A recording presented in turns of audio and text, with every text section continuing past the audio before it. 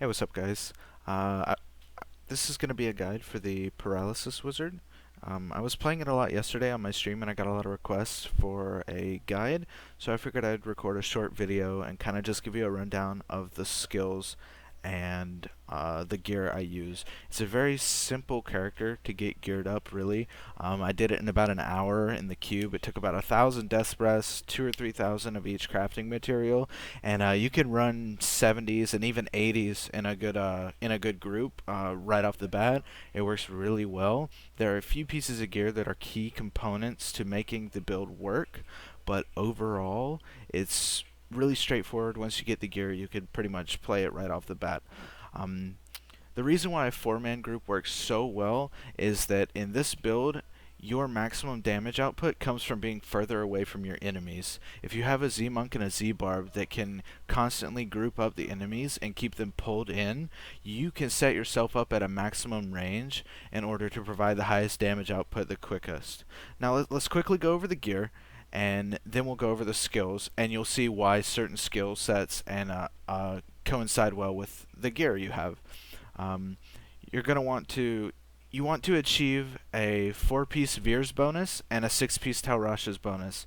The 6-piece Taurasha bonus gives you 750% damage for 8 seconds, up to 4 stacks for your different elements, depending on which element you use.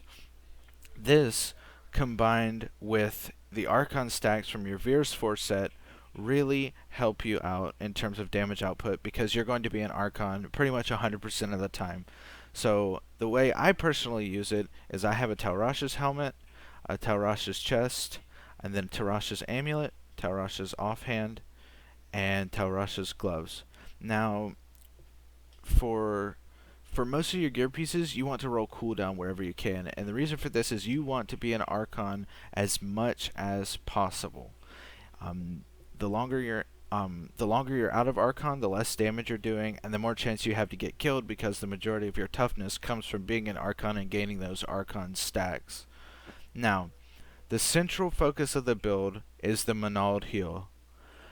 Looking at the secondary ability, the legendary ability of the Manald heal, enemies stunned with paralysis also take 13,000% weapon damage as lightning. Mine is actually very low. It can go all the way up to 14,000%, but I just haven't happened to find a good one that works for me. So,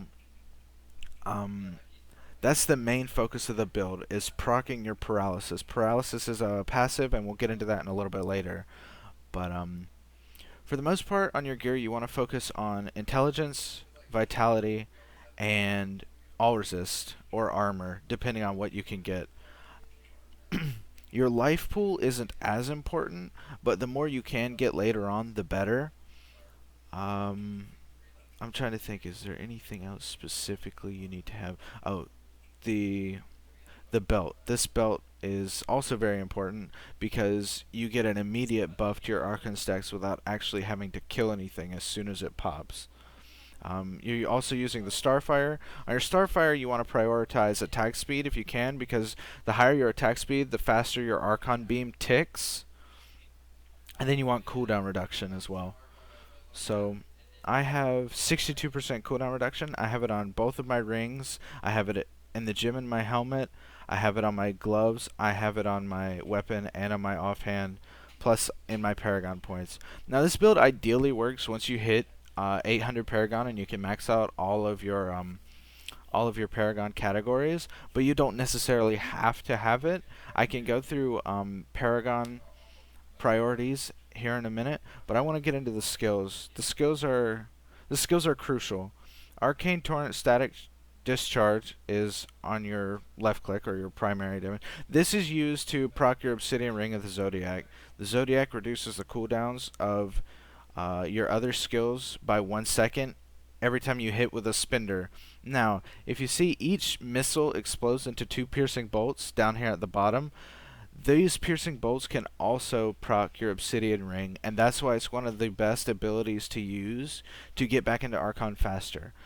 I use Blizzard for the slow, as well as it also procs your cold of your Taurash's bonus. Archon Combustion, that's fire, so as soon as you pop your Archon, that is your that is your fourth element that comes through. You have electricity, cold, your black hole spell steal. I guess I should have covered that first, but I'm not really a video maker. I'm just trying to throw this together. Um, this is your arcane damage, and then your archon is your fire damage. Now, I'm using magic weapon deflection because when you perform an attack, you gain a protective shield for 3 seconds.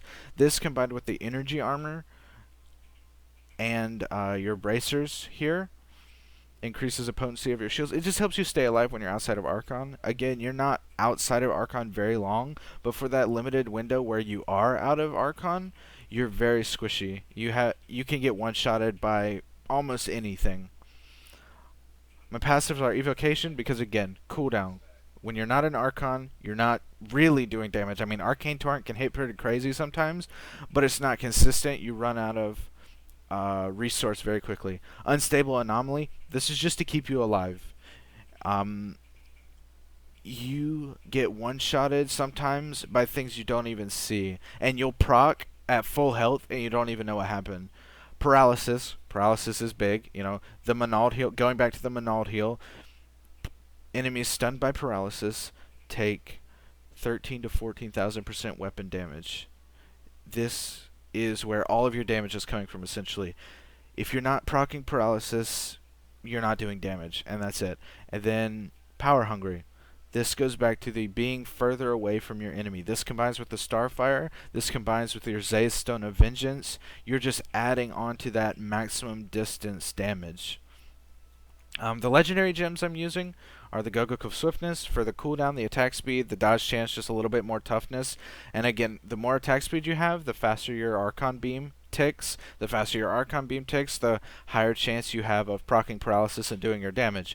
Bane of the Trapped, simply because Bane of the Trapped is one of the best damage gems out there. Granted, and paralysis counts as a CC effect, and you increase the damage of enemies under CC by 45%. And then Zay's Stone of Vengeance, damage you deal is increased for every 10 yards between you and the enemy hit. And you can also proc a stun, which procs your Bane of the Trap. I think I covered everything. Again, if I missed something, please drop it down in the comments. I don't really make videos. I mainly stream on Twitch, but I wanted to at least work something up because I tried to do a build on Diablo fans, but they didn't have all the cube items, so I couldn't. And so I made a D3 planner page, but it doesn't really let me give comments or talk about the rotation. So I'm going to show you guys my cube. I use the Furnace, the Swami. The Swami is big because the bonus from Archon stacks lasts for 20 seconds after you come out of Archon. That gives you a bit of extra toughness when you're outside of Archon because of your Veer's Force set. And it allows you to double stack Archon stacks, which I'll demonstrate here in a minute. And then Royal Ring, obviously, because you need the 4-piece Veers and the 6-piece Taurashas. Now, I'm going to quickly do a 70. You can do 80s, 85 speeds in a 4-man group, even 90s if you're as your character progresses, but I'm just going to do a 70 for demonstration purposes. That way I can kind of explain to you guys my skill rotation and how I play it, and hopefully it'll go relatively quickly. Alright, first thing I do when I go into a rift is I use my magic weapon and my energy armor. Now, I drop my black hole for the damage buff, and then I pop Archon, and I just stand as far away as I can and proc paralysis, and as you can see, pretty much everything melted. Now this is all you're doing. You're going to constantly teleport, move around, and see, there you go. I procced right there. You're going to move around, and you just want to proc paralysis to do your damage. When you drop out, you want your black hole, because your black hole will keep your enemies off of you. You channel Arcane Torrent until you until you can proc your Obsidian Ring of the Zodiac enough to get you back in Archon.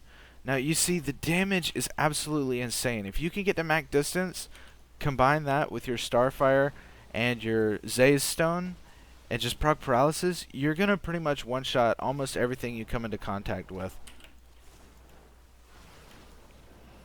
The main thing you have to do is pay attention to when your Archon's going to drop. And this is what I was talking about earlier with the Swami. I'm double stacking Archon stacks right now.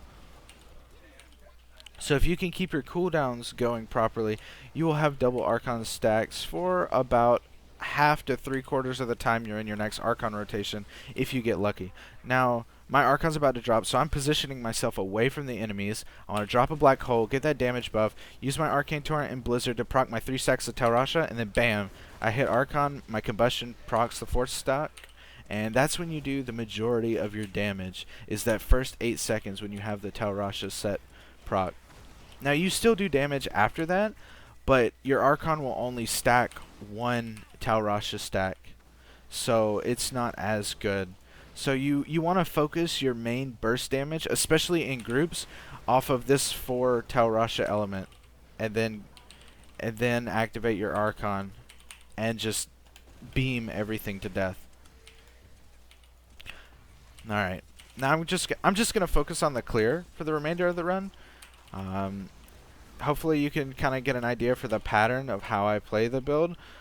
I'm not always the best multitasker, but I hope I covered everything. And again, if you have any questions, please feel free to post in the comments, and I will get to them. I pretty much work and stream, and that's about it. So the link to my Twitch channel will also be in the description. Now, in certain GRs, this is one thing I did not cover. Certain GRs, like in lower ones like 65s, 70s even, you can run Nemesis Bracers for the extra progression when you get a pylon. I would recommend the Shield Bracers, though, initially when you're first learning the build, simply because of how easily you can get killed. The only other thing I want to touch on is Rift Guardians.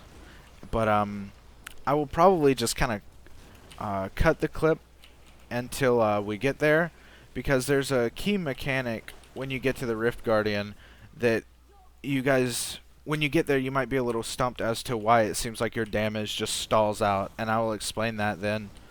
Now, on lower Rift Guardians, it's not as much of a big deal because their health pool is really low. But once you start getting up in the 85-90 range, that's when it becomes really beneficial having another DPS there with you. And again, I'll explain that when we get to the Rift Guardian.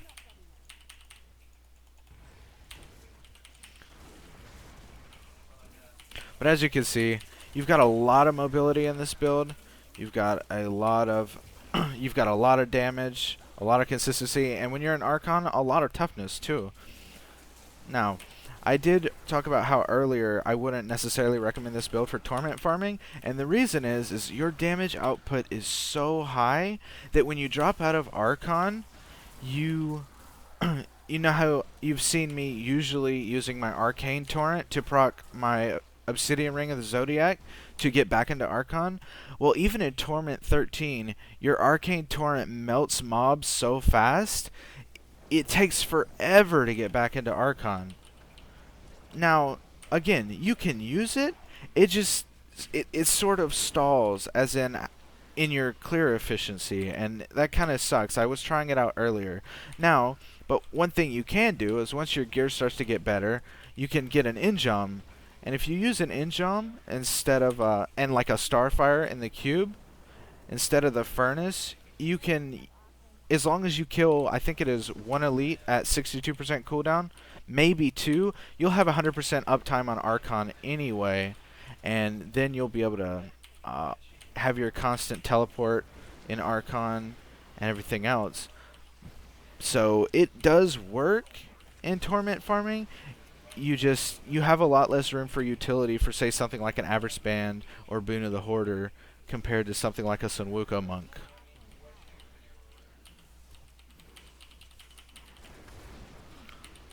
But I'm going to do a little more. Like I said, I've only played this build about a day, so I haven't done a whole lot of super optimization or progression with it yet. I mainly made it to work on doing 80 and 85 speeds to get gems leveled up to augment my Jin Monk. But the build is just so much fun and honestly ridiculous in terms of damage, especially in the 80, 85, and even 90 range once you get ancient pieces and augments, that it's just incredibly fun to play and fun to watch too. You see everything explode in lightning. So The Rift Guardian is about to come up, and then I'll try and it depends on how fast I kill it. Again, at this lower difficulty, it might not make a difference, but Diablo has a diminishing returns mechanic essentially in for CC effects. Every time you CC a monster, crowd control, aka a stun or a freeze, it gains crowd control resistance. Now, it gains 5% crowd control resistance up until 100%. So what that means is that essentially you'll get to the point where you cannot stun a monster. Now that did you see how right there for like half a second my damage stalled out? He was stuck at about a quarter health. Again, at this difficulty, his health pool is so low it really doesn't make that much of a difference. But you saw right there at the end, it kind of stalled for about a second. What happened is his CC resistance got up so high that paralysis wasn't proccing. It wasn't stunning him. And if he can't get stunned by paralysis, then your Menald heal does 0 damage. And that's what happens. So in higher greater rifts, in 4-mans, when you're doing 80, 85s, or even 90s, it's really beneficial to have another DPS character there.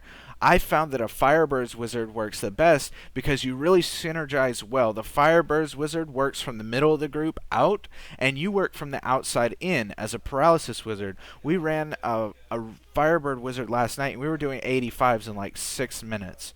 It was incredible because as soon as my Paralysis build starts to stall out, he pops his Archon on his Fire Convention and finishes the Rift Guardian off, and it works excellently. So that is essentially the summary of the build. There's nothing too incredibly special to it. The biggest thing I would say is make sure that you watch where you're standing and keep an eye on when Archon drops, because when Archon drops, you become super squish mode, like squishier than a Gen Monk, and I never thought I'd say that in my life. But anyway, guys, I'll link my Twitch in the description of the video. I'm streaming, 10, 12, 14 hours a day whenever I'm not at work. Most of the time I'm streaming unless I'm asleep. So feel free to drop by, come ask questions. I play primarily Wizard and Monk. I have the rank 2 clear in North America right now on the Monk. I haven't really pushed on the Wizard yet because I'm trying to devote my resources to my Monk. I'm a main Monk. But this Wizard build was just so fun that I had to do something with it, and it was really popular in my stream last night, so I decided I'll work up a guide because I haven't seen a video guide for this build the way I play it and the way I play it in 4-man as well, which I'll make another separate video to kind of show that off. I've got past broadcasts from Twitch that I will go back and get. But other than that, I really appreciate you guys watching. Thank you so much. Thank you for, if you managed to come by the Twitch stream from this video, please let me know. It'll be great, and give me feedback. This is pretty much the first video I've ever really made making a guide on anything besides RuneScape like 10 years ago. So thank you guys for watching, and I will hopefully see you guys soon.